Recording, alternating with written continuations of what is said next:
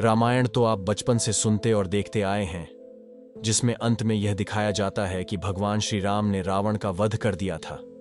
किंतु अगर हम आपसे कहें कि रावण मरा नहीं बल्कि आज भी जिंदा है, अब आप सोच रहे होंगे कि आखिर यह कैसे हो सकता है। लेकिन आप मानो या ना मानो, रावण आज भी जिंदा है। परंतु सवाल यह उठता है कि आखिर रावण है कहां। ये जानने के लिए इस वीडियो को पूरा देखिए, क्योंकि इस वीडियो में हम आपको बताएंगे रावण कहां और किस हालात में है। रामायण में माता सीता को छुड़ाने के लिए प्रभु श्री राम और लंकापति रावण के बीच घमासान युद्ध हुआ था, जिसमें रावण मारा गया था। जिसके बाद प्रभु श्री राम ने रावण के शव को विभीषण को सौंप दिया था।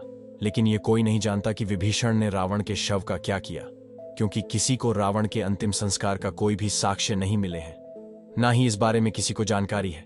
इसीलिए हर कोई जानना चाहता है कि आखिर उसके शरीर का क्या हुआ। लेकिन आप यह सुनकर हैरान हो जाएंगे, रावण का शव आज भी सुरक्षित रखा गया है।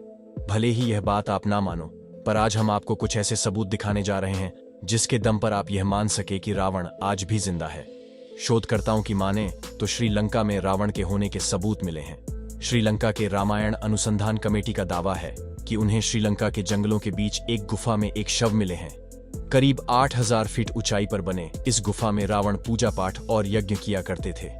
इसी गुफा में रावण की मम्मी रखी गई है। जिस ताबूत में रावण के शव को रखा गया है, उसकी लंबाई 18 फीट और चौड़ाई 5 फीट है।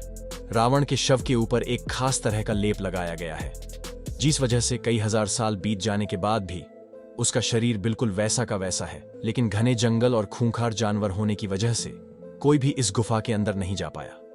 लंका विजय के बाद भगवान राम ने लंका समेत रावण का शव विभीषण को सौंप दिया था। लेकिन सत्ता संभालने की जल्दबाजी में वे रावण का अंतिम संस्कार करना ही भूल गए और शव को वैसे ही छोड़ दिया। कहा जाता है कि इसके बाद राक्षसी कबीले के लोग रावण के शव को अपने साथ ले गए, क्योंकि उनका यह मानना था कि लंकापति रावण फिर से जिंदा होंगे, और उन्होंने शव को उस गुफा में ले गए जहां रावण यज्ञ किया करते थे। राक्षसों ने रावण को जिंदा करने की बहुत कोशिश की, पर वे असफल रहे। आखिर में उन्होंने शव को मम्मी बनाने का फैसला किया, और उन्हें यह उम्मीद थी कि रावण एक दिन जरूर जिंदा होंगे। इसीलिए रैगला के जंगलों में उसी गुफा के अंदर रावण के शव को इस तरह सुरक्षित रखा। इस सालों साल तक शव वैसा का वैसा रहे। हिंदू मान्यताओं के अनुसार रावण त्रेता युग का सबसे शक्तिशाली राजा था। उसे अपनी ताकत का बहुत ज्यादा घमंड था, जो आखिरकार उसे ले डूबा। घमंड की वजह से रावण ने भगवान राम की पत्नी मां सीता का हरण किया। लाख समझाने पर जब वह नहीं माना, तो भगवान राम और रावण के बीच भयंकर युद्ध हुआ। रावण के पास बहुत शक्तिशाली सेना थी। इसके बावजूद अहंकार की वजह से रावण मारा गया। इस बात के प्रमाण आज भी श्रीलंका में देखे जा सकते हैं। रावण ने जिस जगह पर माता सीता को हरण करके रखा था, उसके पास एक झरना है जहां की चट्टानों पर अभी भी हनुमान जी के पैरों के निशान देखने को मिलते हैं। कुछ लोगों का कहना है कि रावण कलयुग में फिर से कली पुरुष द्वारा जिंदा कर दिया जाएगा, और उस समय भगवान विष्णु के 10वें अवतार कल्कि को कली पुरुष के साथ साथ रावण का भी सामना करना पड़ सकता है। रावण हर समय खोज और आविष्कार को ही महत्व देता था। वह नए नए अस्त्र, शस्त्र और यंत्र बनवाकर रहता था। कहते हैं कि वह स्वर्ग तक सीढ़ियां भी बनवाना चाहता था। रावण की कई वेधशाला थी जहां तरह तरह के आविष्कार होते थे। खुद रावण ने उसकी वेधशाला में दिव्य रथ का निर्माण किया था। कहा जाता है कि रावण की पहली पत्नी मंदोदरी ने ही शतरंज का आविष्कार किया था। वहीं रावण बहुत बड़ा तपस्वी भी था। वह अपनी इच्छाओं की पूर्ति के लिए तप किया करता था। उसने तप के बल से ही ब्रह्मा से वरदान मांगा था, और तप के बल पर सभी ग्रहों के देवों को बंधक बना लिया था। हनुमान जी ने ही शनिदेव को रावण के बंधन से मुक्त कराया था। रामायण के अनुसार रावण को महिलाओं से बहुत रस था। रावण की पहली पत्नी मंदोदरी, जो कि राक्षस राज मयासुर की पुत्री थी, दूसरी का नाम धन्यमालिनी था और तीसरी का नाम अज्ञात है। ऐसा भी कहा जाता है कि रावण ने उसकी हत्या कर दी थी।